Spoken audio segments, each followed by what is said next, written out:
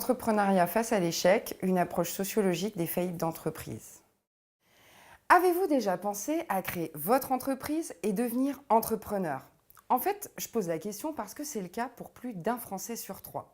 Et rêver de créer son entreprise, de la faire vivre, de la faire grandir, eh bien on en oublie que cette entreprise peut aussi mourir. Et là, vous vous dites, attends ça, c'est pas très sexy.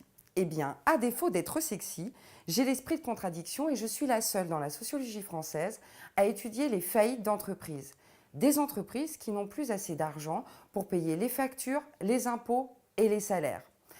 En France, ce phénomène représente en moyenne 1,7% de notre stock d'entreprises. Et c'est au tribunal de commerce que ça se passe. C'est là que j'interviens une fois que les entreprises ont fait faillite. Trois possibilités s'offrent à elles. Être liquidée, être redressée ou être sauvegardée. Mon travail de sociologue consiste à décortiquer l'ensemble de la chaîne judiciaire de ces trois procédures et mon objectif est de comprendre comment les rapports sociaux sont atténués, maintenus ou renforcés. Qu'est-ce qu'elle a dit?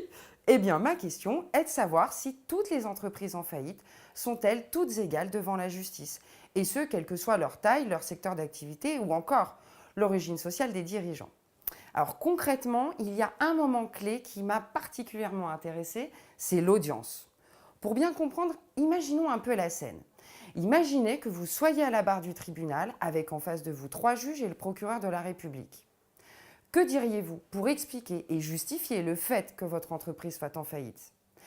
Imaginez encore que vous soyez de l'autre côté de la barre, en tant que juge. Sur quoi baseriez-vous vos décisions? Eh bien, l'interaction entre ces deux parties va provoquer des cadres d'interaction différents. Et le cadre le plus fréquent, je dirais qu'il a un côté un peu ma faillite en 180 secondes. Vous voyez, 3 minutes et l'entreprise est liquidée. Et il y a aussi le cadre où les deux parties argumentent, du style « Mon entreprise de pompes funèbres a fait faillite à cause des 10 000 décès de moins en France l'année dernière. » Sympa, hein?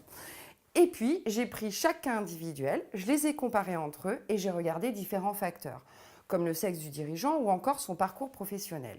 Et j'ai construit ce qu'on peut appeler des profils types de faillite d'entreprise.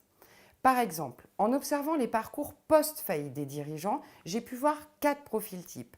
Le profil de l'entrepreneur un jour, entrepreneur toujours, alors lui il lâche rien, hein, au profil 3D. 3D pour divorce, dépression et dépôt de bilan. Sympa aussi celui-là. Au final, avec mes résultats, c'est un nouveau champ d'analyse que j'ai ouvert sur les faillites d'entreprise en montrant que les faillites d'entreprise ne mettent pas en faillite nos inégalités sociales.